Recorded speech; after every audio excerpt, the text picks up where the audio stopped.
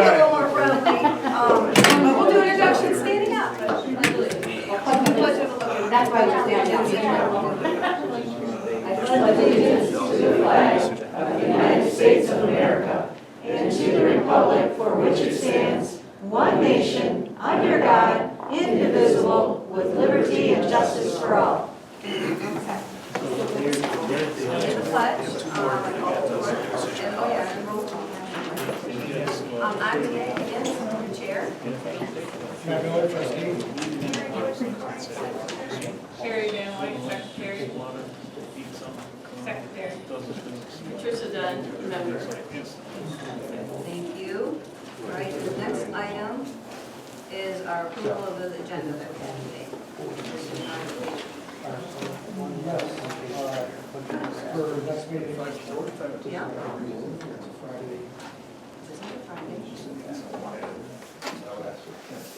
Is that what happened? So our next meeting is April 8th, isn't it? Yeah, April 8th. So, Other than that, everyone's had time. so any of you have an agenda? Yes, I will second that. Anyone who has an agenda out there? There's a typo. The next meeting is not April 4th, it's April 8th. The next item is the approval of the minutes. I have a correction. The correction I was going to do is trigger ordinance that we said I wanted to put we approved. I have a couple here.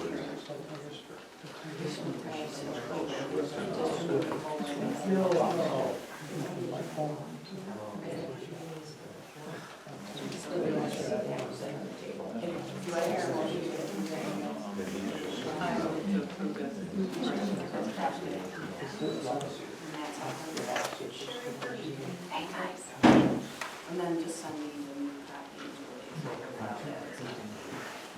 All in favor?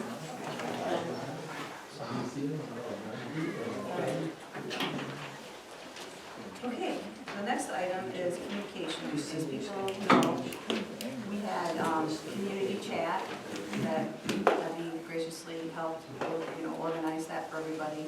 We had one on 3/5 and 2/15, wasn't it? February 15th? 215 and 31. Yeah, that was the one in February on the 15th was for people within 300 feet, and the 3/1 was for everybody else. And I had asked Debbie if she would, if you're ready, you can Sure. stand up and give us, you can summarize it. For sure, thanks. So we've held the community chat now for regarding the solar development in Iosco Township twice. On February 15th, we invited group 1, as we call them, belovedly, that they are the residents who are within the 300-foot perimeter of the proposed solar field.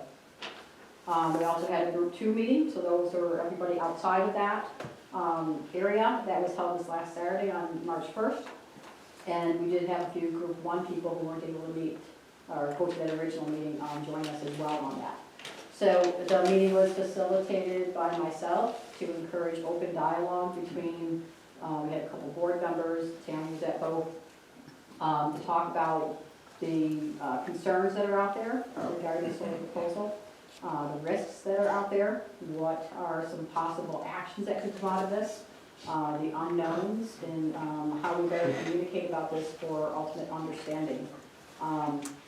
The groups we did, and I'm not going to go into what the feelings were because those were a spot in time. It wasn't a vote by any means.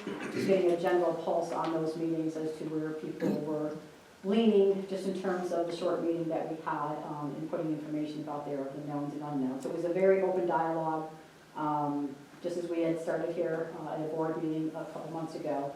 And we are going to continue those to keep the community informed as things come up and continue to build relationships around what is happening here rather than destruct them. So we did want the forum to be only for the residents who, no offense, do not have any signed leases for any solar proposals or alignment with that. So we could have open dialogue and people could really state their feelings and ask their questions openly. So we'll continue to have those, and we are started an email list on ioscocommunity@gmail.com where myself and several other residents will be administering that account to keep everybody updated on what's going on in the community regarding this. So, and we'll collect those signatures. If you did not sign up at the last meeting, certainly find me, and I'll make sure that I get your email address down as well. Thank you. Does anybody else want on the board want? I know Sherry, you had gone to them. Do you have anything you want to add? Well, I just had some comments on a couple of comments now, when Yeah, we're on this subject. Yeah, we can. Okay, so, it was stated that, in one of the meetings, home value this, could drop 30%. And I know we had the Cone resident, study, and nobody believed it, basically. But I also found another one that was a Lawrence Berkeley National Lab. They checked 1.8 million home sales that were near 1,500 large-scale projects. And they found that within a half a mile of the solar field, home values dropped 1.5%, 1.5%. Within a half a mile, they dropped about 2.3%. And after that, there was no significant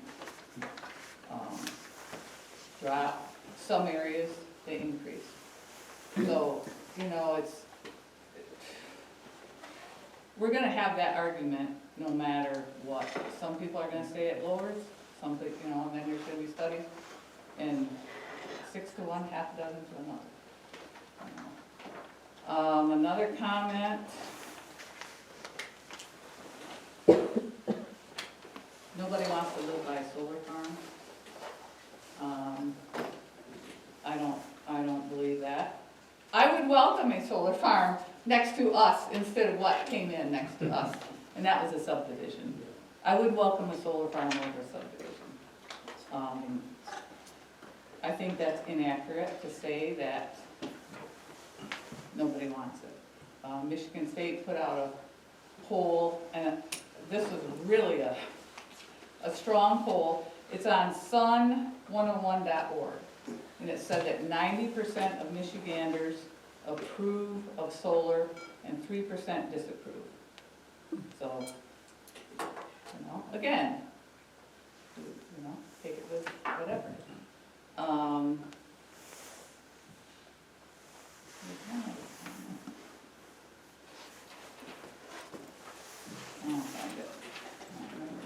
I did find several websites though. EcoWatch.com, MichiganPublic.org, MyRenewableResource.org, AgraSolarRanch.com, and Sun101.org. And if they had information on the decreased, whether it decreased home values or not. Some of them did, some of them didn't. So you, after these meetings, you went and looked? Yes. Oh, okay. Yep. There's one on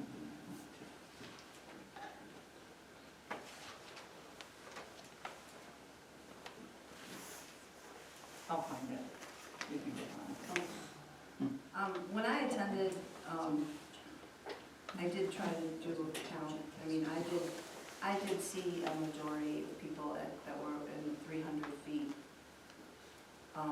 meeting on February 15th, and people are welcome to change their mind.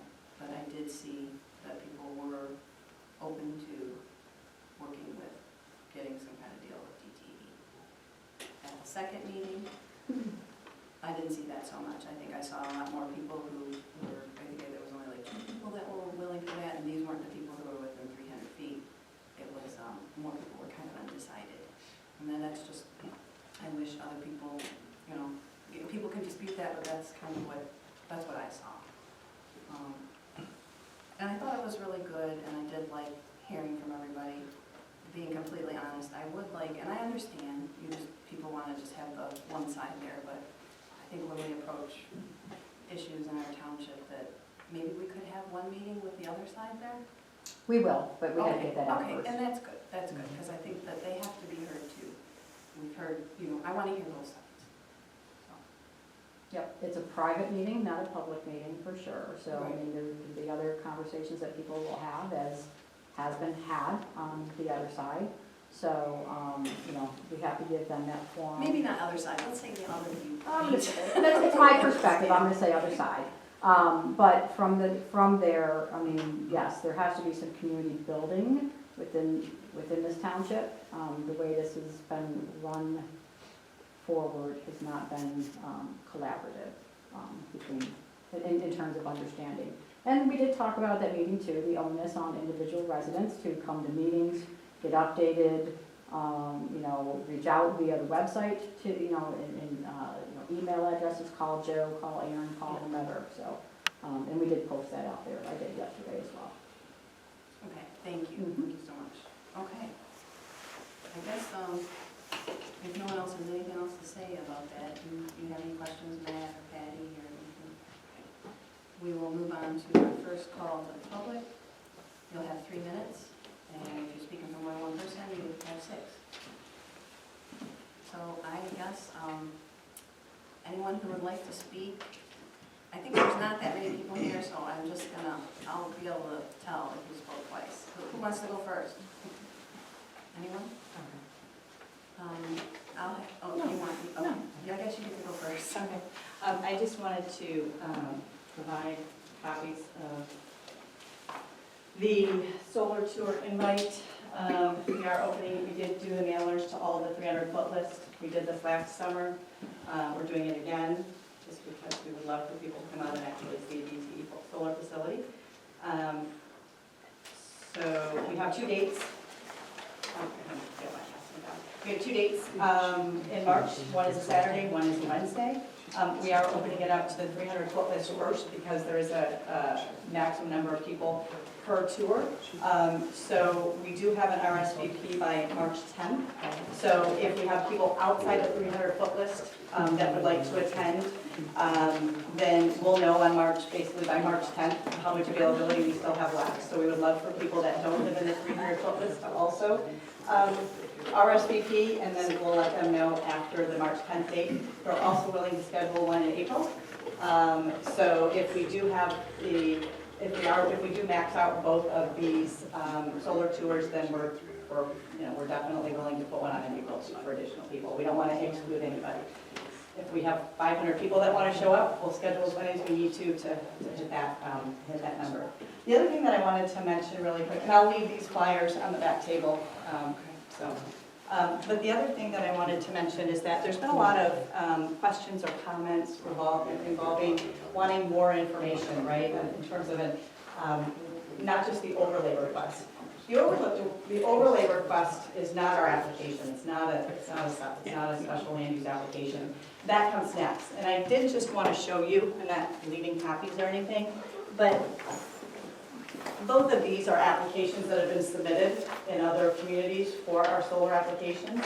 And it includes things like landscape screening visualizations, the screening plans, environmental analysis, flare studies, sound modeling studies, signal interference studies, equipment specifications and civil engineering data, decommissioning plans and estimates, and then county and state permits, emergency response plan, and complaint resolution. So I think that there might be a little bit of confusion with our overlay district versus with our application as well. So if we get to the point where we're submitting an application to the township, this is what you guys will get for an application, which includes all the things that some people have been mentioning that they wish that we have. So this is a part of our application, depending on your ordinance, and so I just wanted to kind of give you a visual representation of that. Are you done? Yeah. Thank you. Anybody else in the back? Yep. Yeah, I just wanted to provide a handout to you if I could. Unfortunately, I thought you guys had a hyperlink that worked with your email addresses because it works for Joe. That doesn't work with you guys, so if your hyperlink doesn't work. I only made a couple copies, so I apologize. And you can just share it. And I can give you guys this one as soon as I'm done, so I use it as a cheat sheet. But so what I tried to do is, Tammy, I think you brought up I think you were looking for comments, suggestions, whatever the case may be, in regards to the submission of the extension of the 1,600 square feet. So I kind of put a one-pager, or a little bit more than one pager together on things that hopefully you guys are thinking about, haven't thought about, studies you should have done. So I'll sort of pick on Sherry if that's okay. That's So fine. Sherry, I think you said something on, hopefully I don't misquote you, but you said something like, what's in it for us? I don't think you quite meant it like, you know, anything other than what's in it for the county, or for the Community. township. What can they bring to the community? Right. What sort of revenue, right? So I think that's a very complicated question. So if Joe and the team haven't put together a study, because you have a decision to make of whether or not you want to go with sort of a, I don't know, I think they might call it different things, but there's actually a DTE and Forge came in with an agreement of $7,000 per megawatt that they have.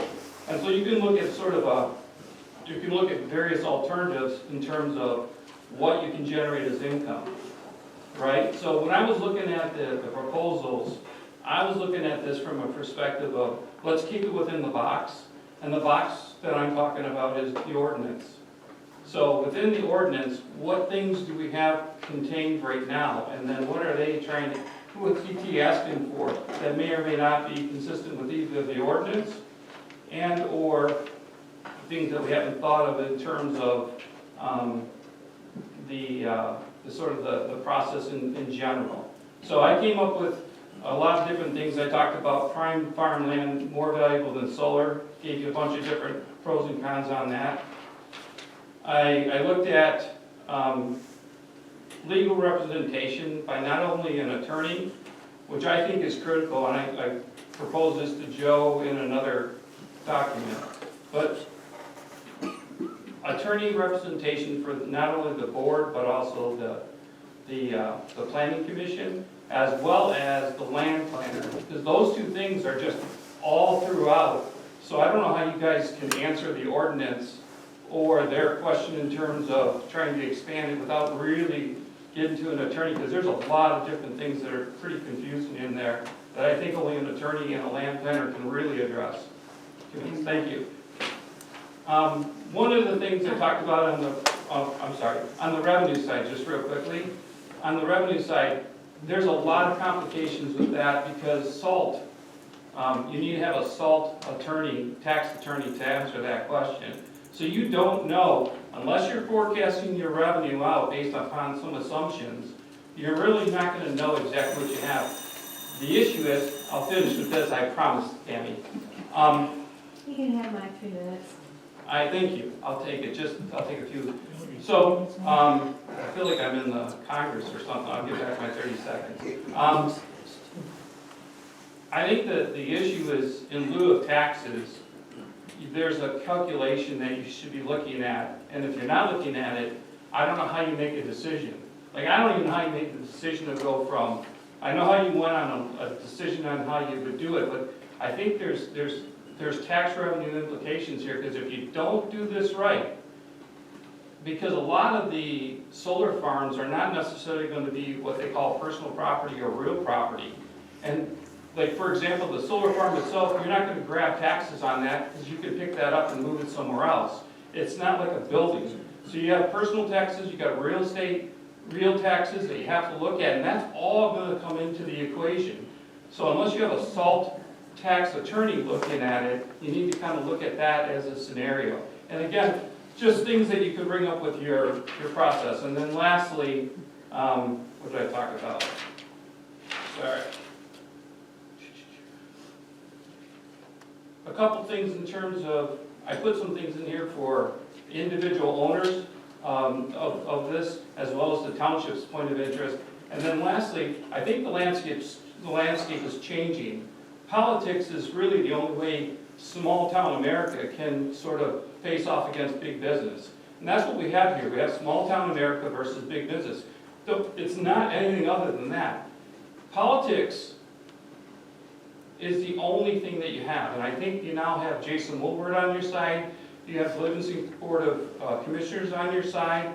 You have Homer on your side. You have the land planner on your side. You have all these individuals that are starting to, and the landscape is changing, obviously, with Trump in there. So that's all I want to do is hopefully help you out with some things to think about. and have the group take a look at it, and hopefully it'll be helpful to you guys. Just want to do some work for you. Thank you. You're welcome. Anybody else? I'll go with Randy. Nice job, man. Thanks, Ed. Speak very often. Thank you. I'm sorry, I know all you people, I've been here, my farm's been 8 generations from my grandfather.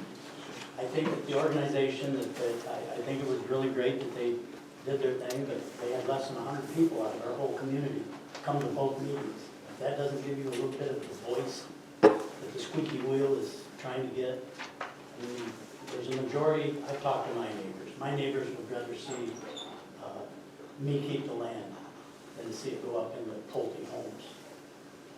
Monty Lewis's place, there's a prime example right over here. 80 acres. Yes, 88. It used to be Back an old to- farm. You used to be able to make enough money off of that farm to live. You can't anymore. My taxes went up so much, I can't afford to keep it. And if I can't afford to keep it, it's going to go into homes. If it goes into homes, it will never go back to farm. And I know that the people here want to keep the community small. I went to work for the road commission in '99. There was no Lee Road or triple roundabout. That was all farmland where the mall is. That'll be here before you know it. If we put it into DTE, it'll be set aside for 30 years. My granddaughter, if they don't want to lease it out in 30 or 35, it'll go back to farmland. The nutrients that are going back into the soil will just be, it'll be like it was 100 years ago with my granddaughter. I just want you to know that not everybody is against the DTE Solar. My neighbors are good neighbors, but some of them have different opinions than me. But I just know that it's not a majority of the people that are against this.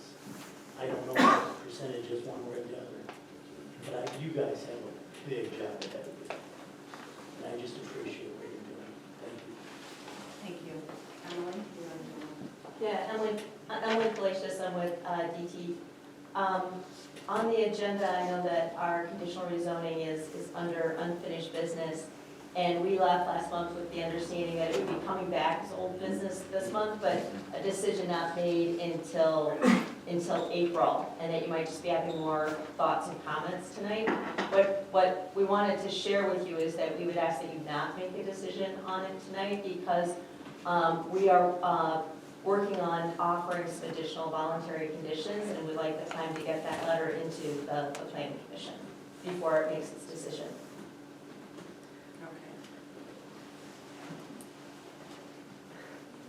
Okay. I just want to counter Randy's point just a little bit. Yeah. I mean, I feel like everybody in the state, in the country, are struggling with the economic hardships. So like, I feel like lots of people in the community are struggling with keeping their homes. And it's awesome that he has a wonderful revenue stream to be able to provide that security to his family.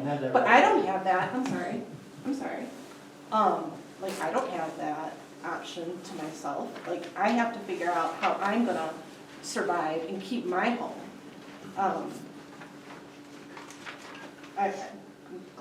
glad that he's got an option. I dispute the fact that he says that there's more people in the community that's for solar than against it. There's just as many people showing up to these meetings that are in support than there are against it. So I wouldn't say that it's a squeaky wheel situation. I would say who's motivated to fight for themselves.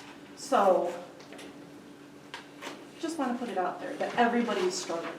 And some of us aren't going to have your property in 30 years. So I'm glad that you have a safety net. So that's it. You still have more time, you know? You got more time. No, I'm good. All right, thank you. Go ahead, Debbie. Debbie Hofstas. So on that note as well, I also own a home here in Iosco Township, and I also have children and a granddaughter who also, you know, I would like to have some value in my home to be able to pass on to them, regardless of, you know, solar or not solar. So, you know, nobody's any better than anybody else in this room. So I just want to level set that on there. Also, in terms of, you know, I know you referenced the poll that we did. That is not statistically significant in terms of that poll, in terms, you know, by way of the residents here. So that should not be taken by any notion. It's limited information, what the individuals had during that meeting. If we really want to see what the township thinks about it, I've said it at the public hearing, should always put it out to a referendum vote as well, which I'm sure the township does not want to do. We really want to see where it was. So we have things in front of us that we have to make decisions on, as you know. I do appreciate the role that you guys are in. That is not a frightening stuff. So, thank you. You're welcome. Thank you, Debbie. And I just want you to know, I do appreciate Yeah, and- everything. yeah. Anyone else that would like to say something? On the first call of the public, we will have a second one. Go ahead, Bill. You know, I first moved out here 91. How long have you all been on the board this, you've been here since 91? I moved, no, Serving here? I've been since 2000. I was your deputy treasurer for a while, and then I've been on the planning commission since 2017. How about you? 2017, Okay, 2017? lived here, family's been here for 90 years. All right. So, you were aware that you had to own 10 acres to buy into this township, basically, in 91, right? Well, what happened? I mean, you're sitting here telling me about how you don't like people moving in all over you, but yet you're the ones that decided that it was okay for them to do it. Not me, you. When I bought in, I thought I was buying 10 acres, we're all gonna have 10 acres, great. Hunt in the backyard, have a good time, raise our families. So the only person to blame, if you got houses around you, is you, all of you. Because you're the one that changed the requirements of what they could do and what the farmers could do and what they couldn't do with their land.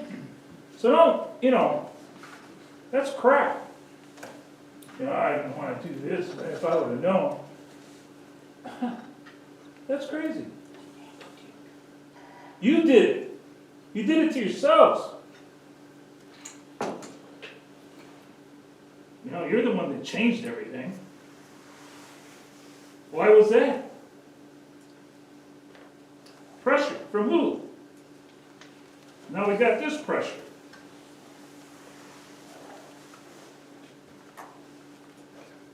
That's all I gotta say. I mean, it's just disgusting. Thank you for your comments. Anyone else?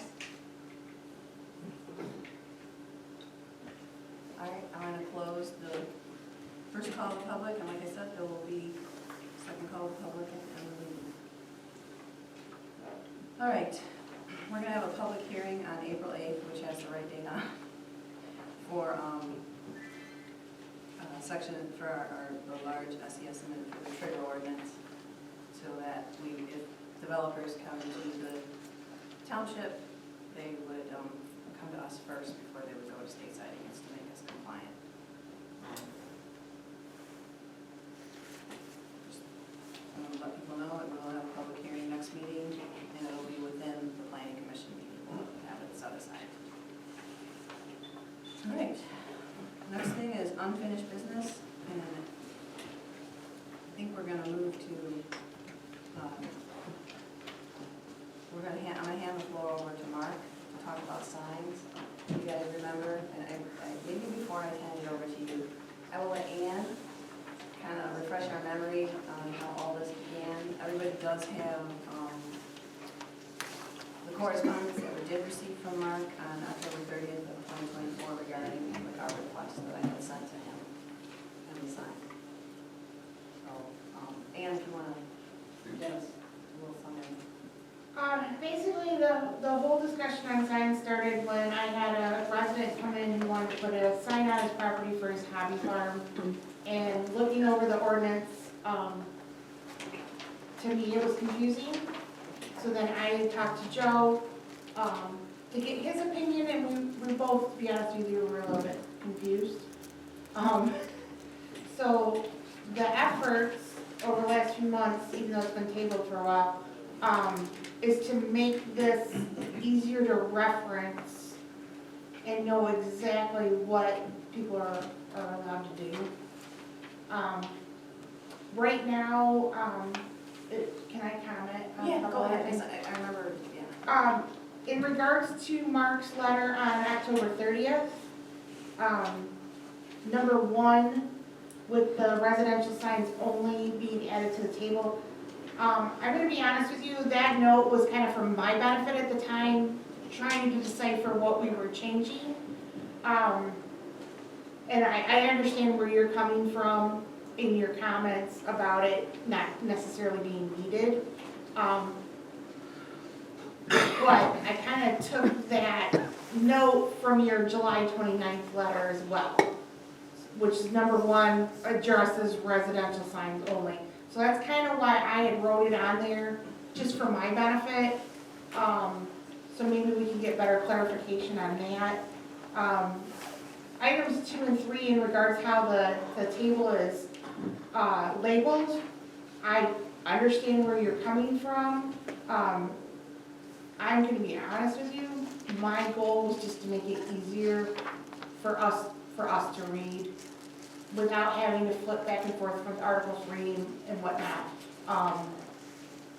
So I guess we just kind of need to work together to come up with some common ground to make this ordinance a little easier to read. And I think where the questioning came up too wasn't that you had a residential home that was a farm that wanted to put up a bigger sign It was a hobby farm, yeah. than what this ordinance allowed, and that's where we were getting. Well, we weren't exactly sure how the sign fit into the ordinance, to be honest with you. Because it was written in 2 different sections where you could have,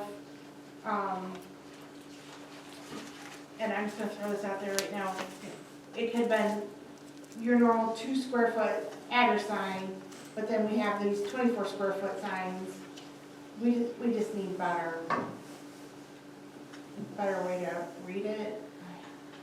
I apologize, my words are not coming out exactly how I think they should. The charts help me relay it to the residents in layman terms. So if I don't understand the chart, I can't explain the chart, kind of thing. So hopefully that helps you, Mark. Hopefully it doesn't make it more confusing.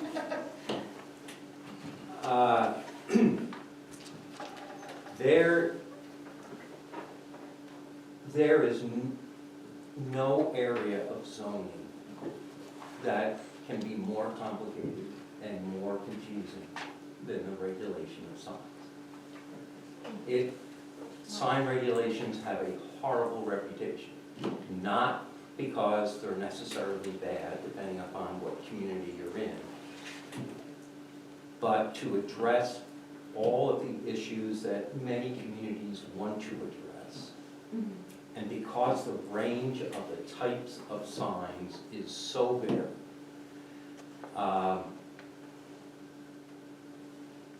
it is very challenging. And you're asking for, which I fully appreciate, is to simplify it. And I would never come to a meeting like this and say, no, I can't simplify it. I can look at trying to simplify it, but if we want the content, the substance of that article, the numerous standards and requirements in that article, whether it's setbacks, sign heights, everything that's in there, if you want to keep that substance in there, it makes it that much more difficult to simplify. I know you folks, on any given day here, it's vast majority, nearly all permits coming to you are residential of some sort. Yes. Whether it's new construction or add-on or accessory building or principal, what have you. And recognizing that, I know that the area of residential regulations is where you go to the most.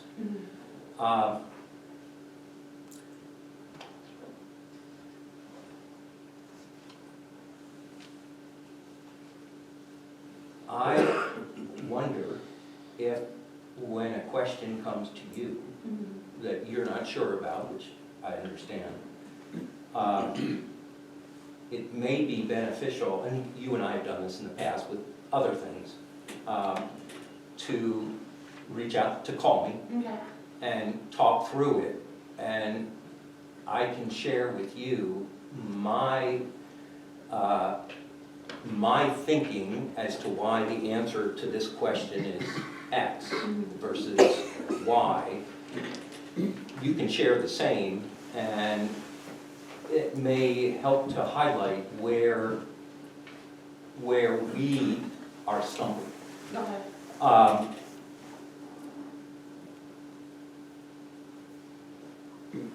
What I gave you on October 30th addresses the revisions that came out of the revisions that you folks had requested to the July 29, 2024 correspondence, along with, in the cover letter, my October 30th, 2024 cover letter that Ann acknowledged, raises concerns about 3 of those revisions. In the end, believe it or not, I just want you to have a clear ordinance. And it's hard to get a clear ordinance from the first page to the end. It's the nature of the beast.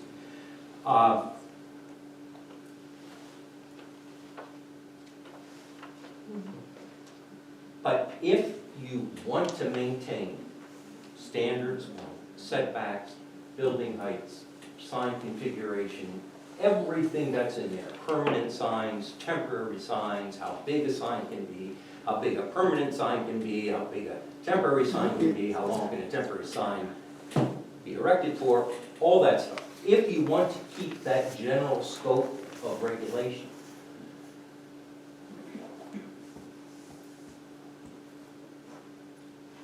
I think, going to have to work with Ann one-on-one in order to drill down to really understand what needs to be changed. If it's an issue of understanding, I don't know what any of you don't understand unless I sit down with you and talk to you relative to sign regulations.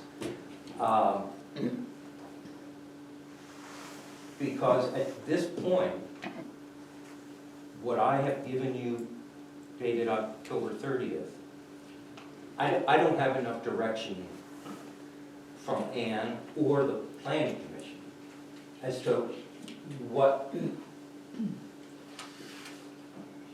you want me to do. If you were to say to me, Mark, just make it simpler. I can make it simpler. I can't make it a whole lot simpler unless I start taking out substance. And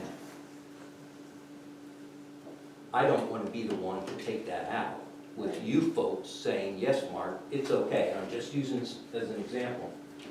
Yes, Mark, it's okay. Get rid of the height restriction on commercial signs. Just get rid of it. There are advantages and disadvantages to every decision you make. I don't want to I'd rather not make that decision for you. And I'm just using that as an example. Don't have a maximum height restriction, that's one less thing you folks as a planning commission or Ann as zoning administrator has to concern themselves with when they're reviewing a site plan or a plot plan. It makes it really easy. Gives a landowner or a business owner that much more flexibility in how they develop their property. But it also raises the potential for that sign to be far more conspicuous and far more visual, far more visually impactful than you may ever had thought about for a commercial use. So I'm afraid I'm sounding like I don't want to make any changes. That's you folks, most of you have worked with me long enough that I would never take that position.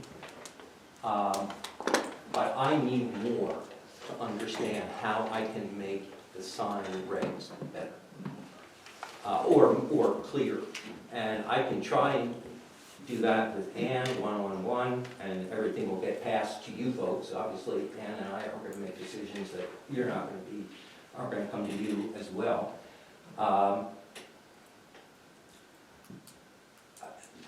Or some other means of going about it. I'm just gonna say something just because of Yeah. memory. I mean, I think I'm trying to like grasp what the problem is too, so I could ask for help, and it never ever got out there clearly. This was a person who had a hobby farm, but it was his primary residence, so it was residential, it was on the AR, correct? But it was for a hobby farm, which is sort of a home business, some people say. He's got a little farm They stand. want to have a bigger than 24 by 24 sign saying fruits for sale or whatever. I mean, I don't know. No, it was a matter of figuring out how big he could build it. Because the way the current ordinance was written, you had to go to, Trying to get to the point. you started with, you started with 8.8, and I'm talking current ordinance, you start with 8.8, but then you also had to do under B dwellings, where the 2 square foot sign is only allowed. So it's just a matter of deciphering where you get the right answer from. And that's why we were gonna take B out and make the new table 8.1, or 8.8-1.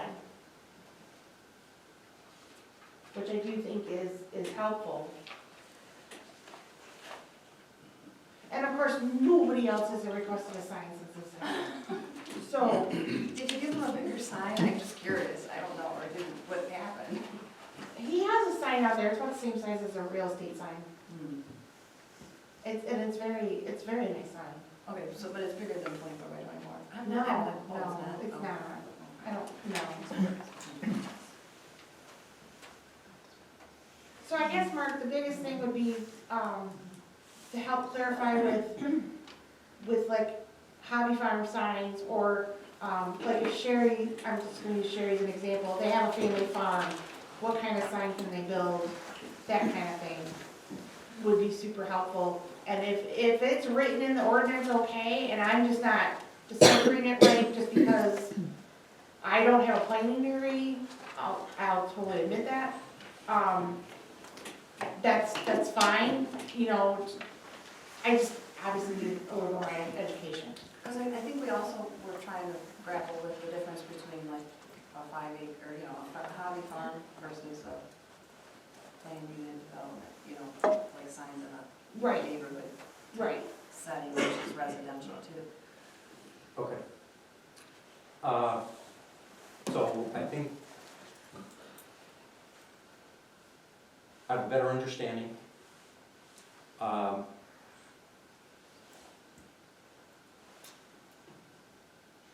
Let me Think about it. think about this. I'll definitely talk with you. Sure. And see what we can do.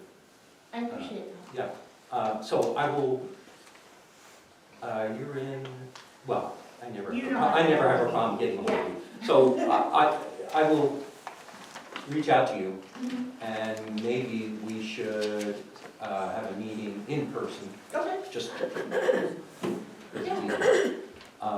and see what we can come up with. But in the meantime, I will look at this confusing aspect of farming and signs and a residence on the property as well, and be better prepared. Okay, thank you. Okay. All right. Any other comments on that? No? Okay, I'm gonna still keep you on the hot seat, Mark. Okay. As you guys know, we talked about the master plan requires revising. I know we have a ton going on. So, Mark, what are some ways we could handle the master plan in light of everything else that we are? Well, again, or not again, the law requires a master plan be reviewed at least every 5 years to determine if amendments are necessary or a new plan is necessary. The way that I have seen this occur in a pretty organized manner is the planning commission could take its next 5 meetings or fewer and just have as one agenda item review chapter 1 of the master plan, be prepared to come to the April X meeting and talk about your feelings as to whether you think the article as it's written and the substance in it is still true, is still valuable, and if there are substantive or otherwise revisions that you folks feel are necessary. Everyone should read it.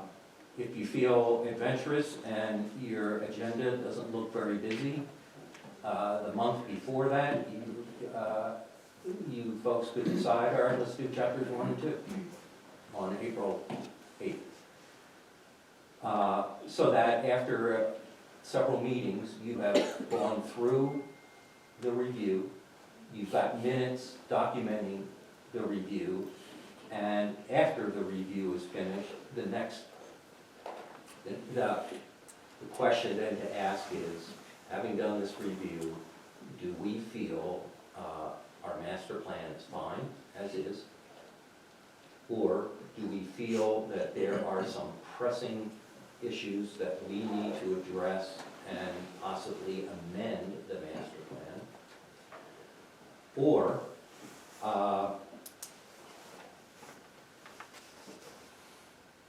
we need to start over and prepare a wholly new master plan. So you have, on one extreme, everything's fine. On the other extreme, we need a wholly new master plan. And in the middle is we need to make certain amendments to specific sections of the plan, but not prepare a wholly new plan. It's important, it's critical that it be documented in minutes. The law requires that.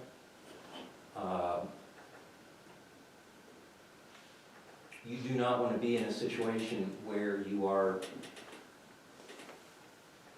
being asked to act on a rezoning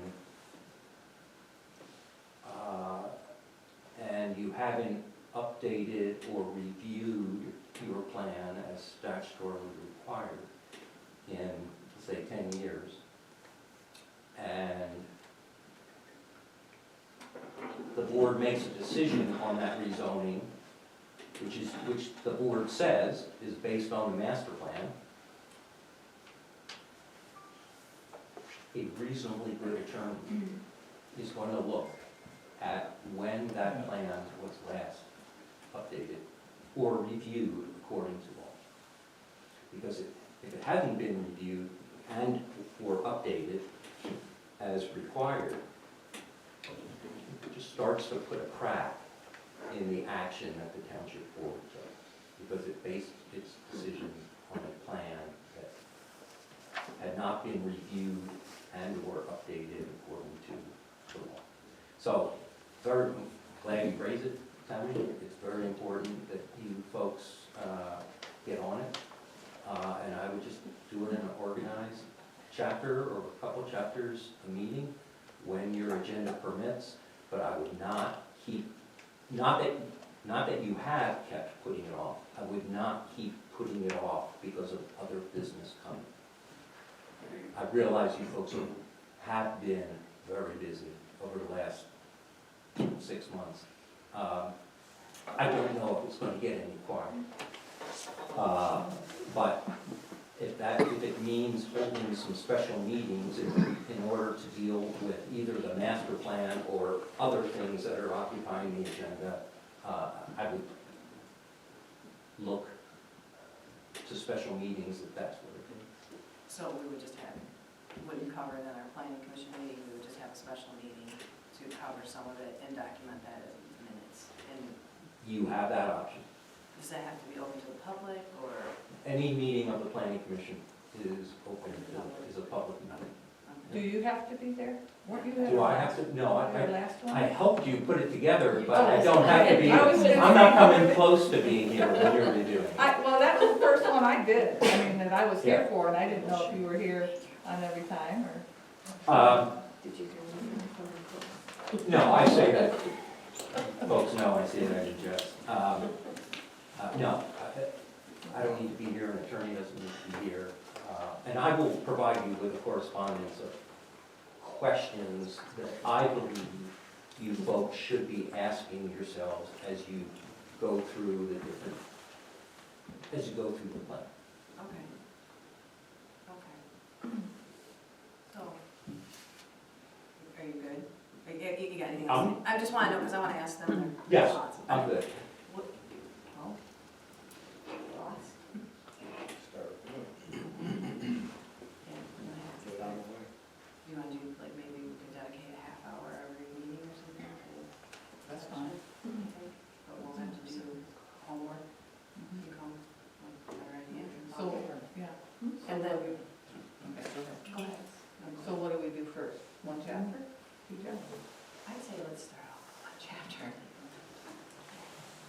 And then would we, like, all of our comments and stuff, and obviously we're gonna give you some paperwork for the right kind of questions, we would just forward you our. No, well, I'd be interested to hear them, but ultimately, you want, What if we want to add something, then we have to contact you. well, if you folks decide you want to revise the plan, that's not a quick and dirty kind of thing. That is going to be a investment of time, just, I meant like like there's some issues or needs to add, like the middle of a road situation, like, okay, we want to add an item or revise a little something, that's still a big. in order to change something in a master plan, that isn't just like a incorrect page number or, you know, just an incorrect reference to something. You've got to go through the same process that we went through 5 years ago. In that, you have to send out notices to all the surrounding communities that you're contemplating updating or revising the plan. You have to submit any proposed revisions that you're going to take to a public hearing. Submit those to the surrounding communities, just like we submitted the full draft master plan. Public hearing. You're still going to have to wait a period of time after you distribute the amendments to the surrounding communities. You've got to wait, I think it's 60 days or 63 days in the case of amendments, before you can hold a public hearing. So,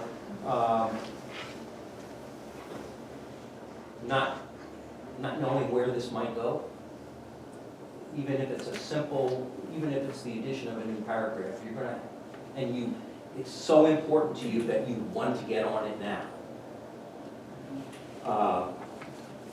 Assume it's gonna be, you won't be working for 4 months, but you're gonna be, it's gonna take at least 4 to 6 months for it to work through the statutory required process. So what some communities will do is they will identify a list of concerns they have regarding their master plan, nothing earth-shattering, nothing that changes a key direction for the community, but they will keep a running list of concerns and revision issues, And after they have generated enough, and I can't define what enough is, then they will undertake the process of putting together either a fully amended plan or just a brand new plan. Will you provide just the statutory steps Sure. to me too, so that we Yep. can be aware of that? Yep. I mean, I haven't even looked at it, so I don't know what to speak out of it, but I know you had mentioned you would have to look at it to be able to know exactly what's in there, but maybe having, there've been rumblings about conservative, like having some more land conservancy type Mhm. situations. Mhm. So I got Yep. some see what's in there, familiarize. Okay. Okay. You guys got any questions on that?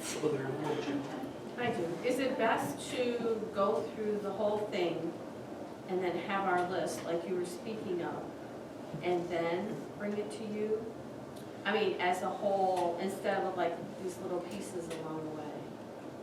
If you send me little pieces along the way, which I appreciate, Oh, you, I'm probably not gonna do a lot with it, unless you tell me to do something with it. so I'm you, gonna wait until I get all of it, so I can look at it in a more holistic or comprehensive way, and then suggest to Tammy we should perhaps sit down, or I should attend a meeting and talk about what this all means, whether it's something you wanna do now, whether it's something you wanna just put on the back burner until we wait another 5 years, or you wait another 5 years.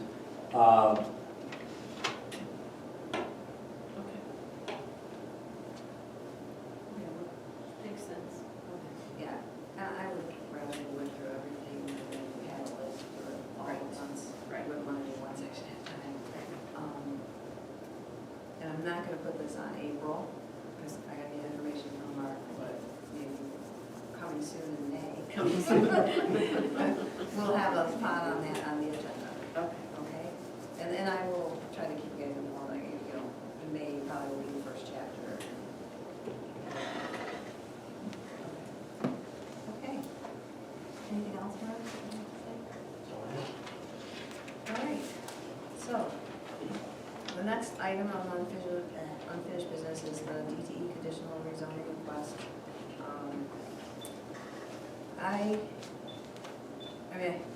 Comments, questions, I'm going to put it out to the people on the board, to any discussion or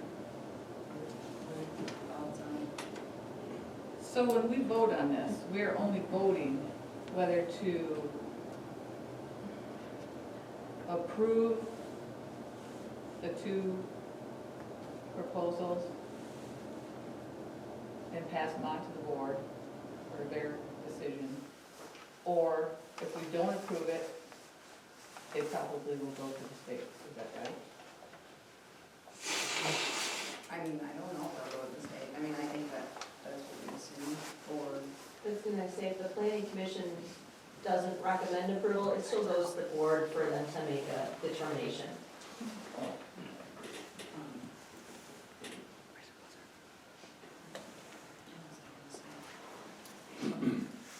I think in light of the coffee chat was one thing. I know the residents, I think they lost to it slow. But then also, Ann had sent those conditional rezones to Mark, but he hasn't had a chance to review them and get his feedback on them to us. So I think it would be, important for us to have his feedback on what he thought. I'm not putting you on the spot, you don't have to say anything.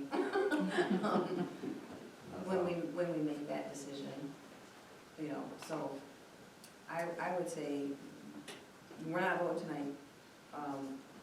Possibly we can vote in April, depending on what Mark said. I don't want to say yes definitely, but I would think as far as time, we've had this for a while, it's not rushed on it. Yeah, definitely. I mean, if something changes, it could move to May, but I think April is a decent timeline to decide what I think it's a yes or a no, based on information. Any thoughts? Go ahead. I just want a procedural. Sure.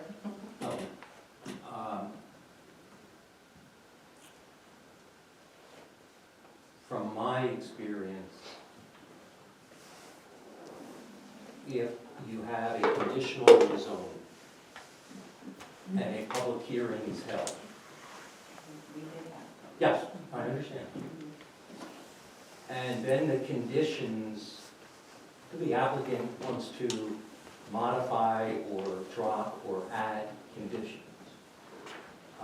I believe a additional hearing is necessary. And if there's a question about it, I would recommend you contact your legal counsel. Thank you, Mark, for I- that. I think it's important that the public Mhm.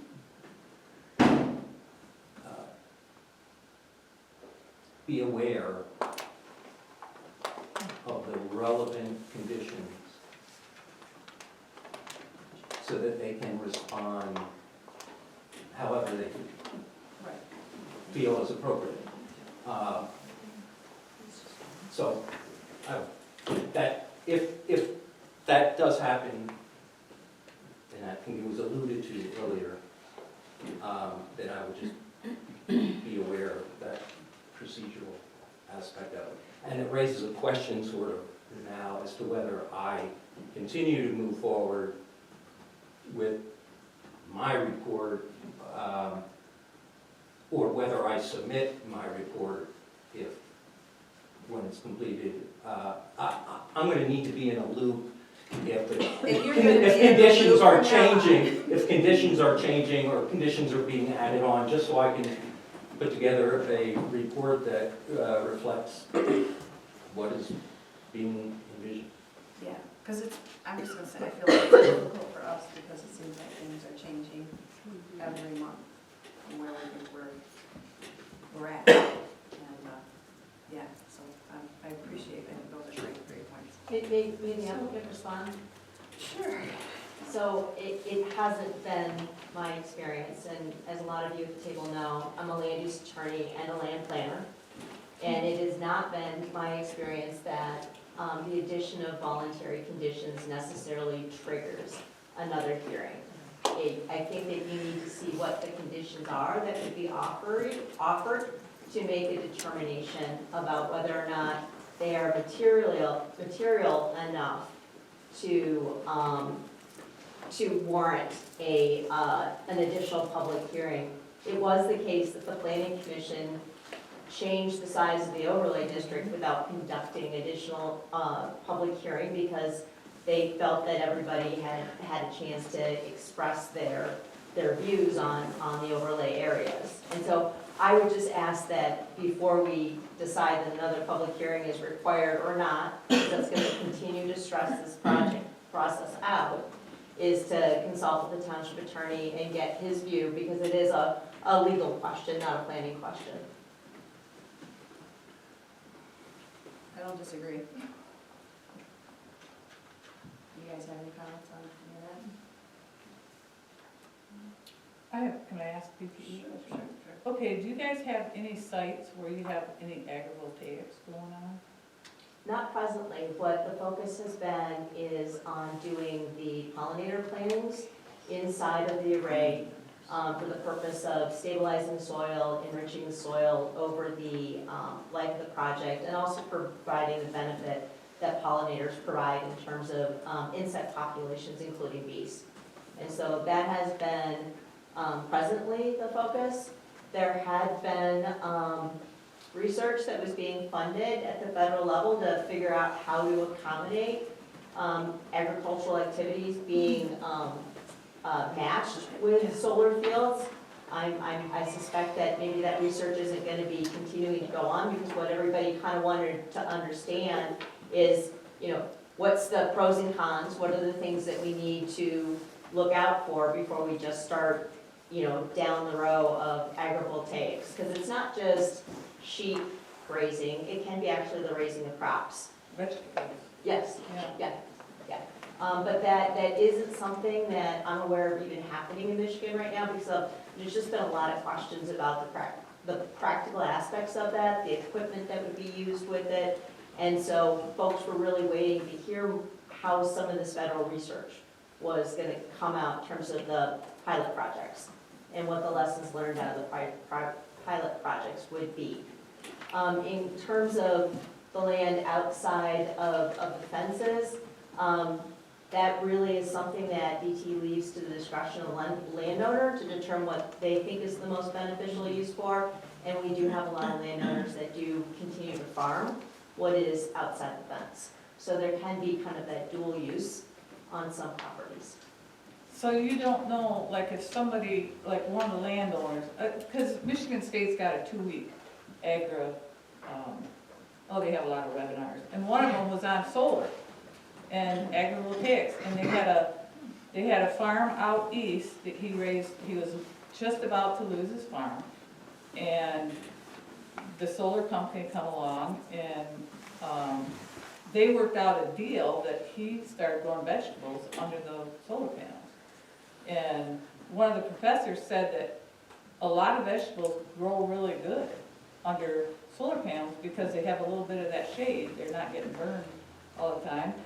But there was another one down in Indiana, and it was a sheep farm, and they grazed under them. And you hear that all the time, but I had never heard of vegetables. Yeah, that's part of the institutions like Michigan State are engaging in that kind of research, and other universities are engaging in that kind of research to figure out what's gonna work, so that it can be scaled up and become a possibility.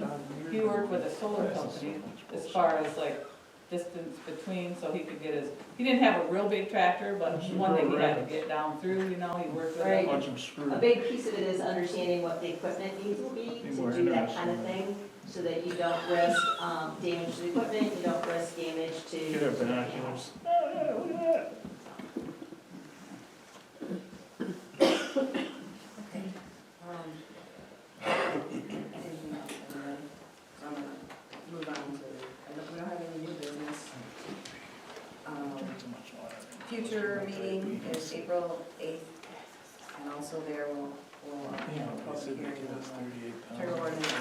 How long do you think you're gonna be around? So then the next item on our agenda, Would that start at 7? yeah, it'll be at 7, and we'll just have a meeting over there, but then we have this line item from there. I'll probably make a separate agenda for that, and have a meeting.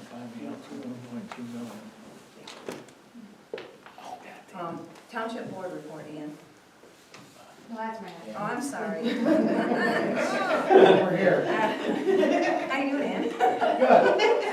The board approved was 25 salary resolutions along with dust control from township. First application gets paid for by the road commission. And then they also approved graded waste collection. And coffee chat update, which we talked about here. And as it goes on. Okay. That's all I have. Thank you, Matt.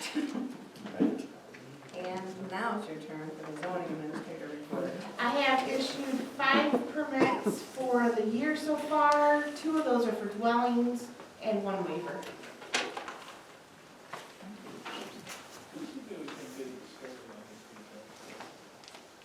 And there's no zoning board of appeals. No. And so now we can open it up to the second call of the public. If anyone would like to speak, you have 3 minutes. Go ahead. Just real quick, in the package I provided you, Yeah. there's a new way of utilizing the wetlands for solar farms, and they've done that in Minnesota, so it's a really interesting sort of paragraph and a half, 3 paragraphs, so that, again, if you're thinking about trying to contain them to the existing ordinance, they don't put in their documentation how many acres are, the assumptions are related to wetlands and other things like mudslides or whatever they're calling them. However, it's something that needs to be thought about, especially. So instead of just assuming that wetlands is not a player inside the ordinance that you have currently, I would tell you, read that article and look at alternatives just like Sherry did. There's other alternatives because they can use, because of the solar farms, the solar panels being just attached, they're above the ground, they're just poles into the ground. there's nothing to, there's nothing hand. They found that the habitat actually did much better in the wetlands, and then other things kind of grow out of it. So read the article is the one thing. And the last thing I'll say is, I think when you go through this, your concept has to be, I think it should be, that you guys spent a long, long time struggling between, I'll call it approximately 300 acres and approximately 1,000 acres. And that took a lot of effort. And that was a lot of time that you guys spent on this. And you're talking about taking only 4 months to 5 months to consider almost doubling the amount of acres that you're considering. It's not like you need to rush through this situation, because you've already made a really good business, you've already made a good decision. You've met the intent of the law, even though I'm not an attorney. You've done what you've done. You're much better than the townships around here. And in most of the first sort of, if you would have went with the 300 acres, I would have said, yeah, they got a complaint. But you went with 1,000.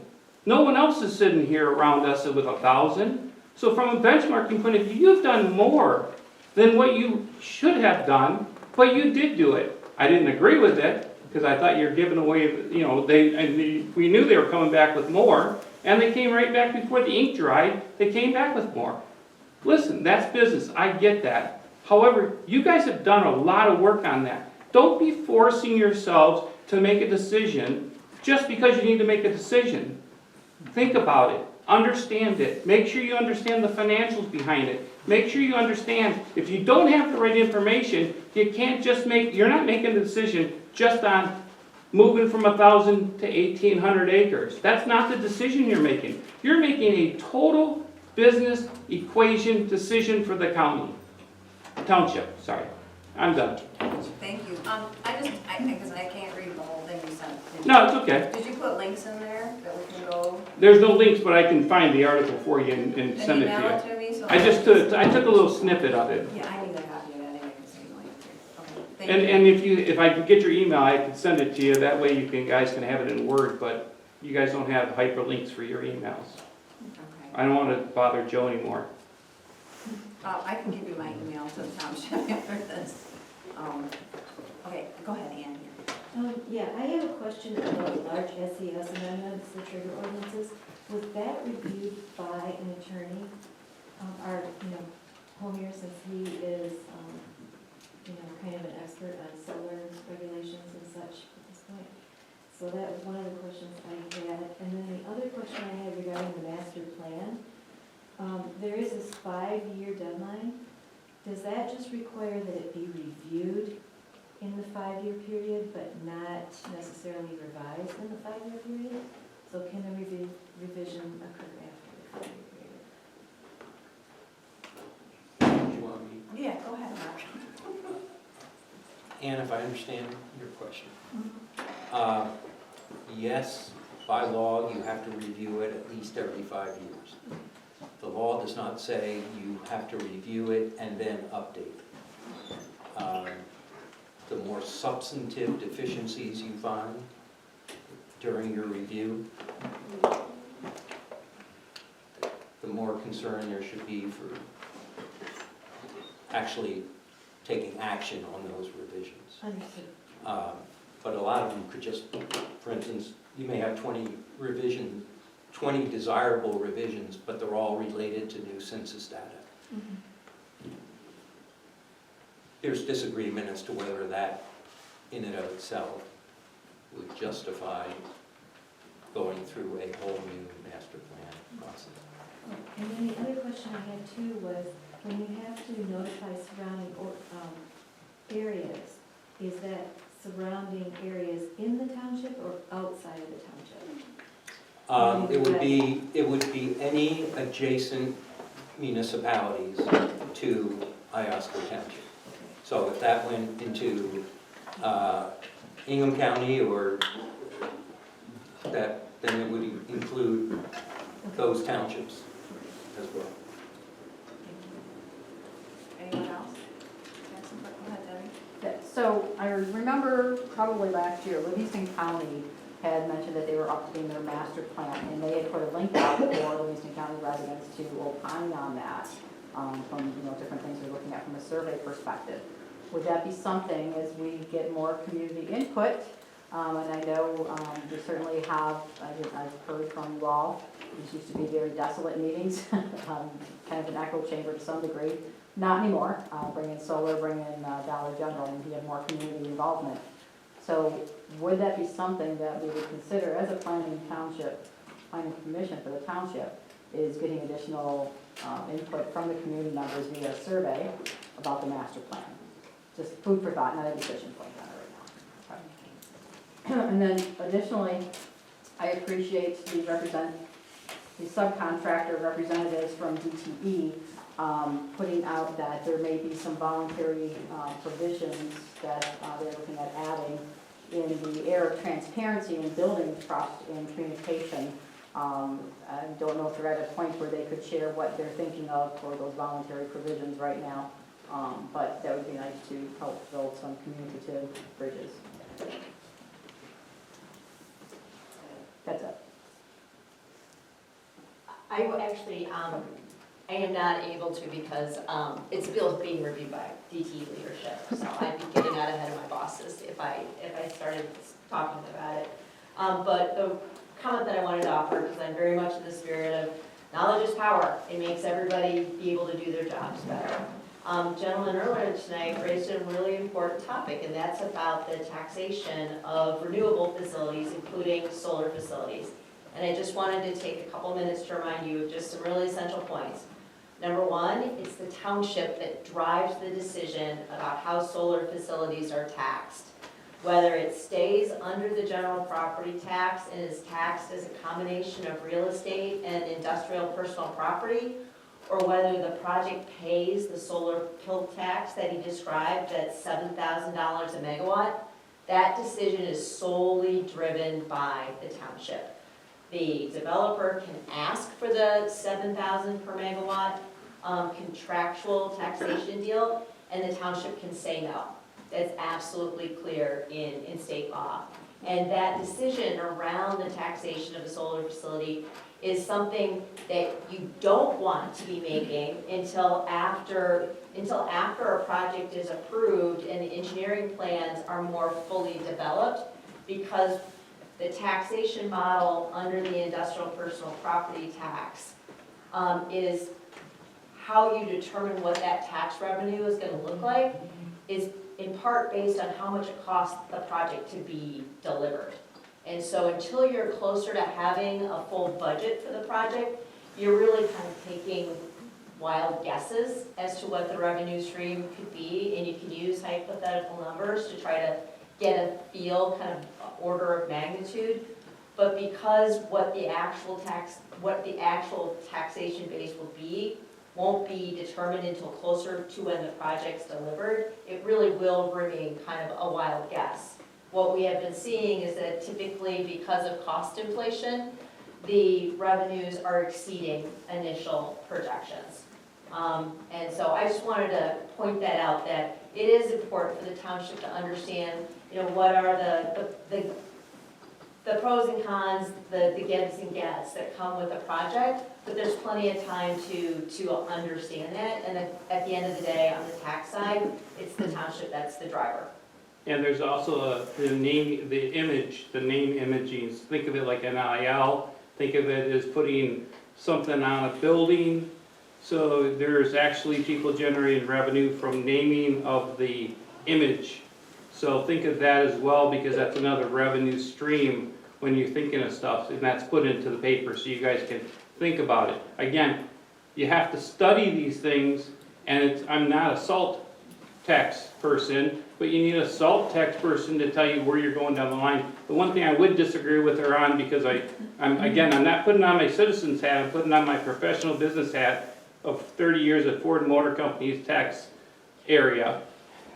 But I'd also say is you need to be able to do the forecasting. How ridiculous those assumptions may or may not be, if you're not doing your due diligence, you can get those assumptions within a reason. That's why people would never enter into just like nobody here would build a house without understanding what the cost of the house is. There's no difference. Big projects, small projects, it's all common sense. So is it 5,000 or 7,000? But 7,000 is my recollection, under the salt pump, yeah. The There's a- 7,000 was the partnership between DTE and Ford Motor Company paying the county of Wayne. There's also ones that have gone at 5,000, there are ones that are gone at 3,000. There's all these different images that are out there and lots of different plans, so you have to do the research. Okay, Emily, so for our township, is it 5 or 7? It's 7,000. That state law is clear, it's 7,000, it's not a negotiated amount. It could be that there is some conflation of, presently there's the state grant program that is 5,000 per megawatt. And that is in addition to any tax revenues, that's just an incentive that the state has been offering over the last year or so to encourage townships to move forward with local permitting under workable ordinances. But this didn't came up until I brought it up, right? Whether they want to do the tax portion, from what I understand, and what I was thinking you said last week, the board will decide, they'll put the pencil to the paper and decide if they want to go 7,000 per megawatt, or if they want to go by tax and that. Okay. Yeah, and what we have been saying to communities is if a township board prefers the PILT because it provides some real certainty over the lifespan of the agreement, the township board just needs to state that and DT would make the application for it. But at the end of the day, the township, even if DT made the application, isn't bound to approve it.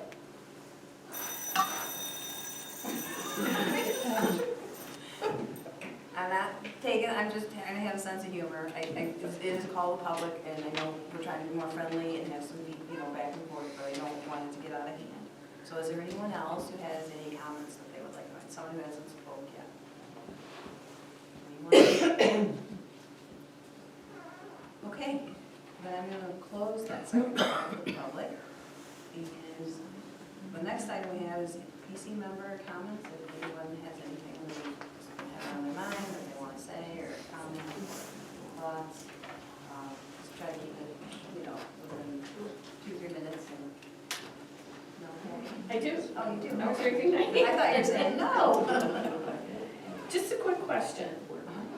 When it comes time to vote, because I'm confused on this, will we be voting on 2 separate items, or are they going to be together? Because remember, it was just Burma, and then it was Burma plus the other piece. So I'm kind of confused where that is, or do we not? It's 2 different applications. So we will vote separately. Thank you. Well, I just, if I can ask you that question, because I had asked Mark that, I think I did ask you before the holidays, like, would it be 2 separate, or would it, and I think I remember you saying. What did I say? You said that. No, I'm just, Okay. when I look at it, I see it as one application that addresses X number of parcels, Y portion of the parcels are under one set of conditions, and another set of parcels are under the same set of conditions plus another condition, or something along those lines. It was my understanding that the Burma Farm, we're just gonna quote it that way, because it's majority of it, was rezoning, conditional rezoning to get into the overlay district. And then the other application was to have additional property, in a nutshell, go into an overlay district, correct? That's why I felt it was 2 separate applications.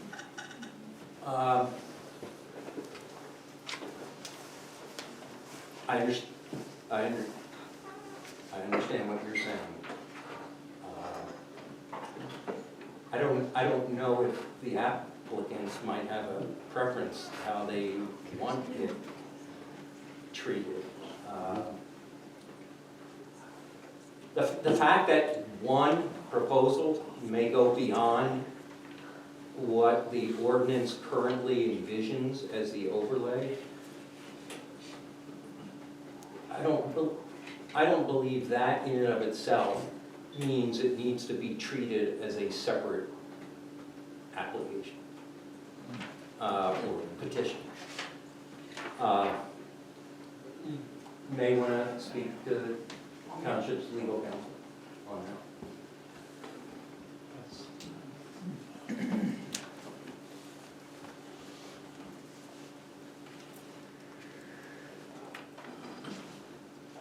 Anything else? No. Sherry? Well, it is. A lot of people at the public hearing, well, most of the people at the public hearing, wanted us to send it to the state. I guess I have reservations about that after we put in thousands of dollars into the lawsuit. We put in all that money into the lawsuit and For state, for- to get local to get control back. control back to local. So if we send it to the state, I'm just hypothetically saying, that doesn't make much sense to have put all that money into the lawsuit to try and keep it local. If we don't try and keep it local from the get-go. Just my thought. I think I do. Believe it or not, I don't have anything to say. May I? Mary, put it in the minutes. With that, I think we will, if everybody's all done speaking, there will be an adjournment at 8:27. Thank you, and I'll see everyone next month. Sorry.